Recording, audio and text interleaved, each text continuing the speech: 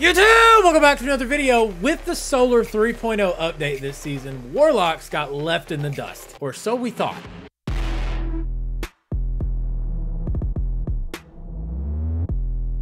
Now, not too long ago, I actually built a Warlock out for the Solar subclass that used Dawn Chorus as the Crux exotic. That build is absolutely fantastic, and I really recommend you go check it out. It'll be up here in the corner.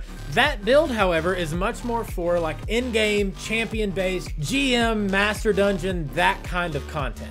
And in the comments of that video, I actually had a question about a build that didn't use Dawn Chorus, in case you didn't have it yet. And to be honest with you, this took me a little while. I really didn't know if it was super possible when you consider all the other stuff some of these other classes can do, but I think I have finally figured it out. And frankly, I would say it may even rival the Loreley Titan. Whoa, stop yelling at me. Listen, just hear me out. Old Faithful has never let me down, and that's why we're basing this entire build around the Stag. But before we get into the armor, the weapons, and the mods, let's get into the subclass itself. So the whole point of this build is survivability as a Warlock. Hasn't always been the easiest to do. Warlocks are notoriously squishy in Destiny 2, but with this build, it is more than possible. Like I said, it rivals even that of a Loreley Titan. So let's start off with the super. We are rocking Well of Radiance. One small tidbit of information about this particular super that I think a lot of people don't really take into consideration, it does scorch nearby targets when you pop the super.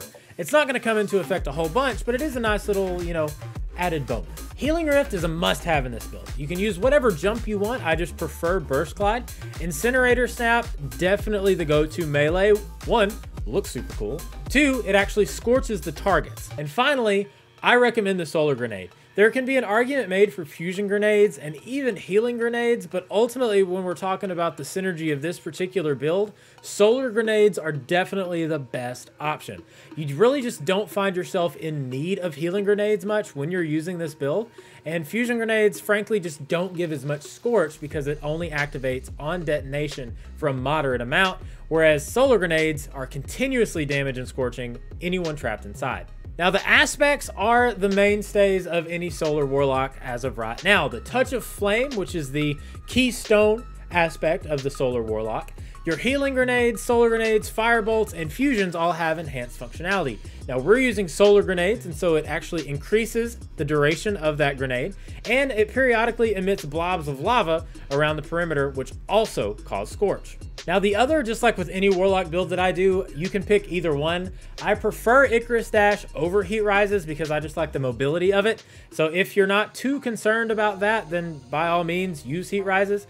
I just really like Icarus Dash movement, especially when you consider you're not speccing into mobility at all as a Warlock. Now let's move on to the 4 fragments. Now I know that I'm going to be a little different from a lot of the other builds that you've seen, but I promise you it makes sense in the end. Now in no particular order, we are rocking the Ember of Searing, the Ember of Wonder, the Ember of Ashes, and the Ember of Singeing. Now, the one that I'm swapping out is the Ember of Wonder as opposed to some of the others like Ember of Char. You can definitely make that swap out, but the reason that I use Ember of Wonder is one, for the +10 resilience, because resilience is so important this season, and two, rapidly defeating multiple targets with the solar ignitions actually generates an orb of power, which feeds into the rest of this build. Ember of Searing, defeating scorched targets actually grants melee energy and gives you +10 recovery, because you want those snaps back as much as possible throughout this entire build. And then Ashes and Singeing work so well together because you actually apply more scorch to those targets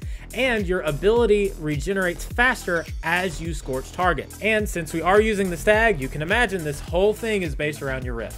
Now, as I mentioned earlier, the exotic armor piece that we're basing this build around is Old Faithful, the Stag. The Stag has been around for a very long time and has been a mainstay in PvP for all Warlocks. But with the updates to Solar 3.0, it pairs so well with Elemental Wells that this thing is incredible now in PvE also.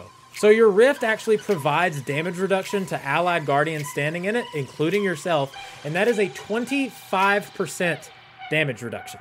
It also grants Rift energy when you're critically wounded. We'll call it Loreley Light in that regard. And this next part, not nearly as important because you won't be dying, but on your death, it does create a healing rift on your ghost. Now the dim link is in the description down below, so feel free to go down there, grab that so you can import all of these mods and all of this stuff in a very quick fashion. But let's talk about exactly what makes this build so special. First and foremost, stat-wise, 100 resilience is a must. A 40% damage reduction in PvE is absolutely insane, and I've said it before, I'll say it again, there is no way this doesn't get nerfed coming up, but as of right now, 100 resilience is a must-have for all classes. And after that, let's get as close to 100 recovery as you can. As a Warlock, this directly impacts your passive ability to get your Rift back, as well as being the base level of your actual health recovery, which all of these mods will affect. So we'll start with the Stag. What mods do we have on it? I have Well of Tenacity. Picking up a Void Elemental Well actually reduces the damage you take from combatants for a short period of time.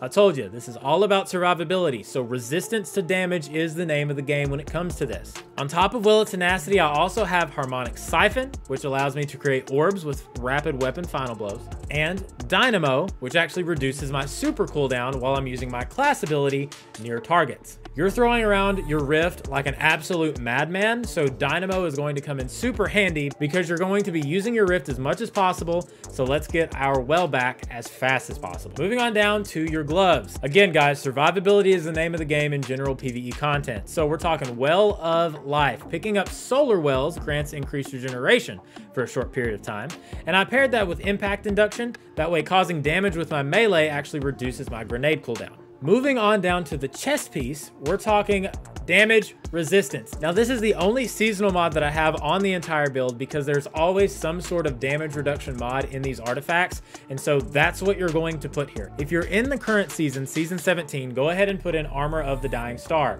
It reduces incoming solar and void damage. If you're in season 18 or beyond, because this is an evergreen build, go ahead and put in whatever that mod looks like for that season, whatever that damage reduction mod is. I also made my chest piece arc, that way I could have Seeking Wells. Here's the thing, guys, you're going to be sitting in your Rift and your well as much as possible. The Stag does make that bigger. However, in order to really take full advantage of that Rift, you're going to want your wells coming to you, not you going to the wells. So we do have wells coming to us for free, and we do have something going on when we intake void or solar wells, but how do we make them? On down to the legs. So in your leg slot, you're going to want Reaping Wellmaker. After activating your class ability, your Rift, your next weapon final blow spawns a void elemental well. Moving on down to your class item, you want Melee Wellmaker. So a powered melee combatant final blow spawns the elemental well matching your subclass type, which is solar. So your solar wells from your melee are feeding into your Well of Life, and you will always have your melee because of the rest of this build. And because you're throwing down your Rift so much,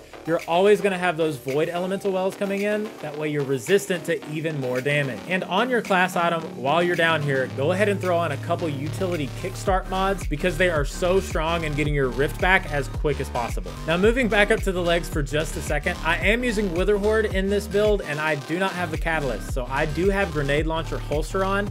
However, if I didn't need the holster, I would absolutely be holding on to Insulation and Absolution, so keep that in mind. Now quick look at my weapons. I am running Wither Horde because it is frankly nutty. I'm using Calus mini tool with enhanced unrelenting and enhanced incandescent. Now, as with most solar builds, incandescent is a must-have. So defeating a target spreads a longer lasting scorch to those nearby, and more powerful combatants and opposing guardians cause scorch in a larger radius. You're going to want to scorch as much as possible because that actually grants you your ability energy back, and that's what this whole thing is about. And I do have one of my mini God Roll hotheads, an auto-loading explosive light, and that's why we need the orbs. So, real quick rundown one more time. You're gonna want Well of Tenacity, Well of Life, Seeking Wells, Reaping Wellmaker, and Melee Wellmaker. And all of the other stuff in between, a couple utility kickstart mods. If you aren't running Grenade Holster, then you're gonna want Insulation and Absolution, whatever resistance mod that current season is allowing on your chest piece, Impact Induction, Harmonic Siphon, and Dynamo. And without further ado, guys, let's get into the gameplay. So remember, the whole point of this is to have your Rift down as much as possible. So when you throw it down, All you have to do is get a kill, and you actually have a Void Well spawn that will seek to you, which increases your resistance. A melee kill will give you a Solar Well, which will cause your healing thanks to your Well of Life. And anytime that you actually scorch targets, you get your ability energy back faster. And so boom, you just drop another Rift. It's incredibly synergistic. You are almost always going to have your Rift and be able to get it down. Scorching targets, you'll get your melee energy back faster, you'll get your grenade energy back faster, and just like that, guys, that's how the build works. If this build was helpful and you like other Destiny content, make sure you subscribe to the YouTube channel, because I do stream here every Tuesday at Reset, Wednesday night, and Friday nights I do PvE help streams. If you have any questions, let me know in the comments down below. If you know how I can make this build better for you, or if you think you have an idea, let me know. I would love to give it a shot. If you have any other builds that you want to see me make, let me know in the comments down below, and I'll see you in the next one. Bye!